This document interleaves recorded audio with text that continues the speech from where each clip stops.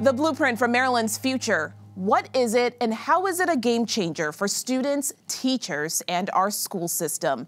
Find out next on To The Point.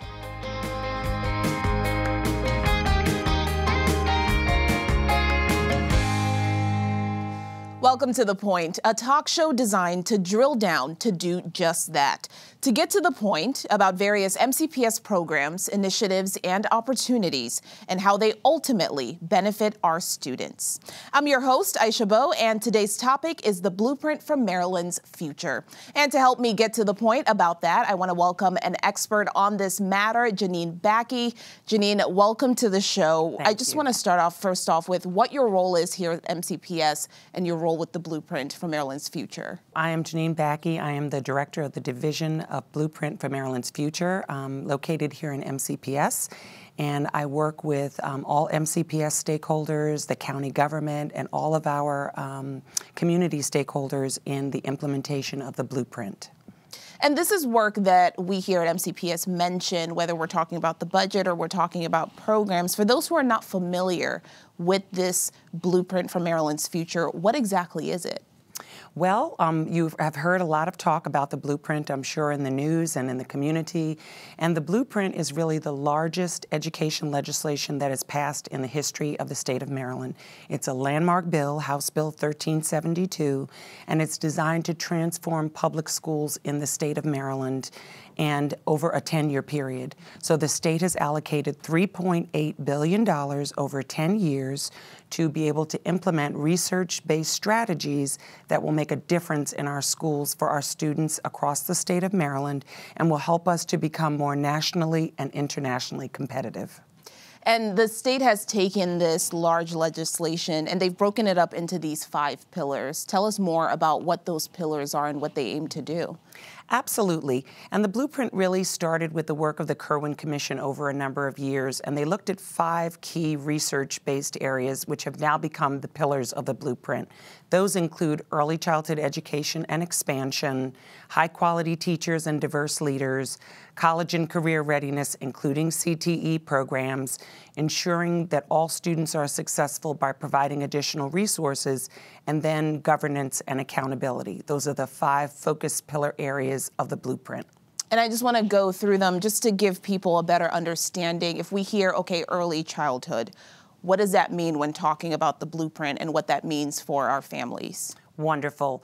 Early childhood, the focus is really on expansion and provision of full-day pre-K programs over a period of years for 3- and 4-year-olds, starting first with the families most in need, but then eventually tiering out to include a sliding scale and other families who may not meet prior income eligibility requirements.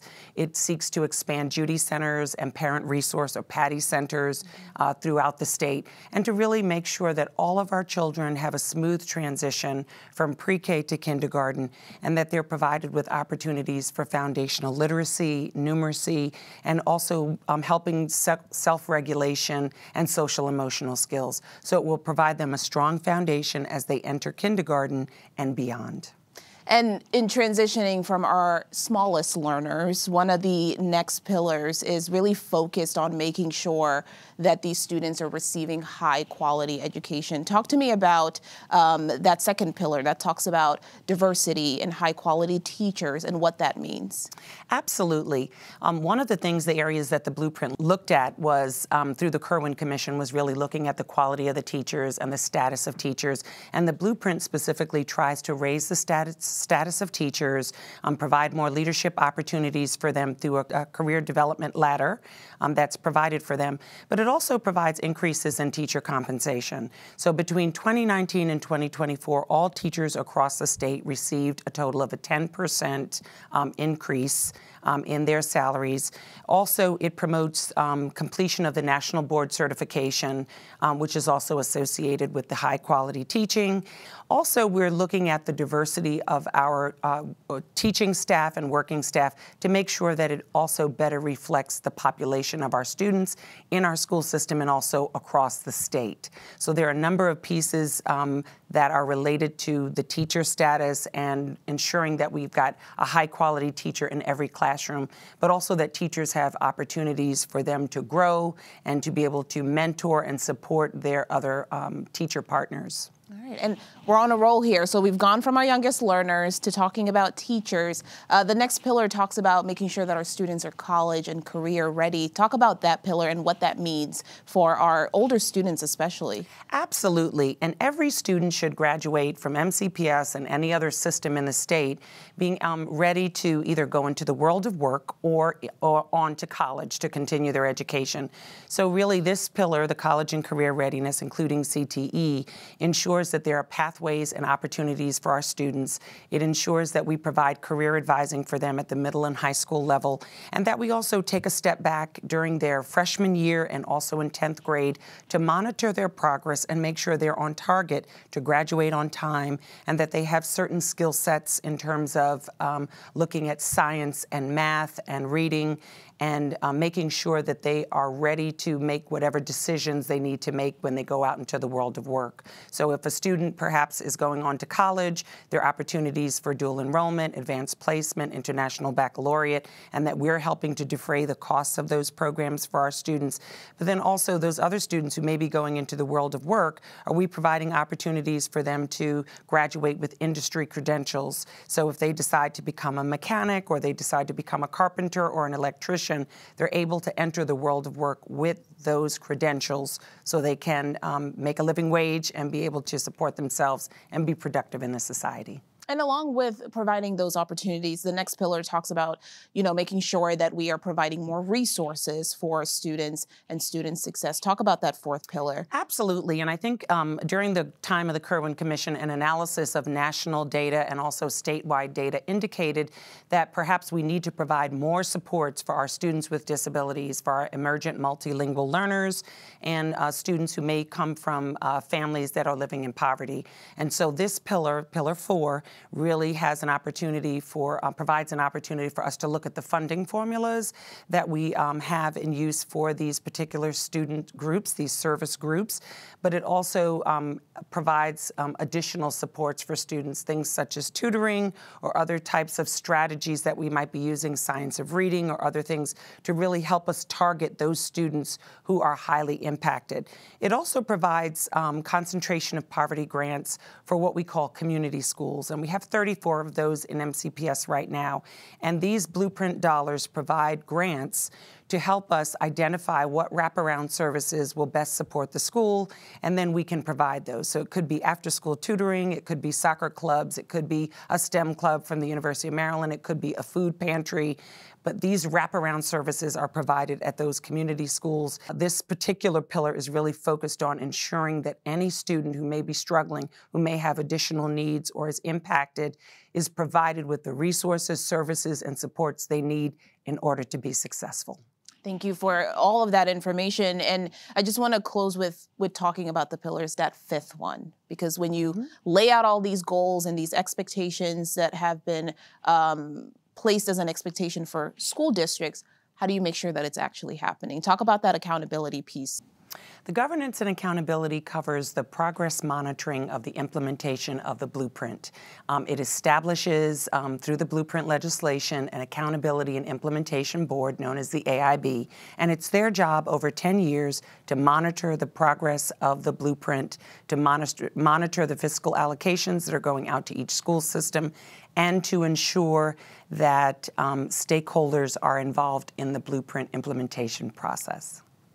And when we're talking about the MCPS operating budget, how does the Blueprint affect that? Well, the cost of the Blueprint represents a state and local share. So MCPS, in our operating budget request, you'll see $8 million that's being requested to help support the implementation of the Blueprint. We have legislative requirements that must be met, so those dollars will specifically help us to meet those Blueprint requirements. Whatever costs, additional costs for the preparation or building the infrastructure or capacity to meet those requirements, those costs really come back to the local school system.